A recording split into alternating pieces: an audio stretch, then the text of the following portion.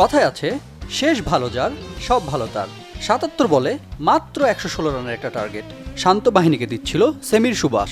বোলাররা অর্ধেক কাজ করে দিলেও ব্যাটাররা যেন ধারাবাহিক ব্যর্থতার গণ্ডি থেকে বের হতে পারলেন না। তাই সেই শেষটাও ভালো হলো না বাংলাদেশের।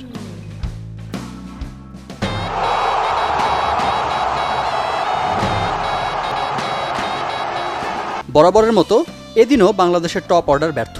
যদিও লিটন কুমার দাস এক পাশ থেকে টুর্নামেন্টের প্রথম 50 তুলে নেন এবং থাকেন অপরাজিত, তাতে পূরণ হয়নি সেমির সমীকরণ। না দল জিততে পেরেছে ম্যাচ, তাই এই অর্জন কেবলই তার ব্যক্তিগত। একটা সময় লক্ষ্যমাত্রা নেমে আসে ১৯ বলে ৪৩ রানের, কিন্তু ক্রিজে থাকা ১৩৭ আন্তর্জাতিক টি-20 খেলা মাহমুদুল্লাহ এই সমীকরণে ধার ধারলেন না। খেললেন ১ ওভারে ৫ ডট বল। সেই সাথে বাংলাদেশের সেমির স্বপ্নেরও ঘটল সমাপ্তি। যদিও অধিনায়ক শান্তর মতে সেমির আশা শেষ হয়ে যায় দলীয় তৃতীয় উইকেটের পতনের পর। মহাগুরুত্বপূর্ণ এমন ম্যাচেও বিশ্বসেরা অলরাউন্ডার সাকিব আল হাসান ফিরেছেন 0 রানে।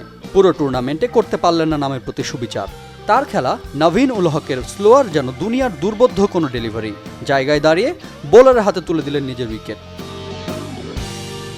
পুরো টুর্নামেন্টে দলের একমাত্র সফল ব্যাটার তাওহিদ হৃদয়, যাকে ব্যাটিংয়ে নামানো হলো ৬ নম্বরে। এই হটকারী সিদ্ধান্তের জবাব মিলবে কোথায়? বরাবরের মতোই বাংলাদেশের সমর্থক মানেই ম্যাচ শেষে যদি কিন্তুর উত্তর খুঁজে বেড়ানো।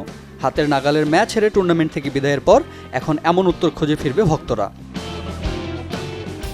অন্যদিকে যোগ্য দল হিসাবে পূর্ণ ৪ পয়েন্ট নিয়ে সেমিতে পৌঁছে গেছে আফগানিরা। বিশ্ব আসরে কিভাবে সবকিছু উজাড় করে খেলতে হয় সেটাই শিখালো বাংলাদেশকে।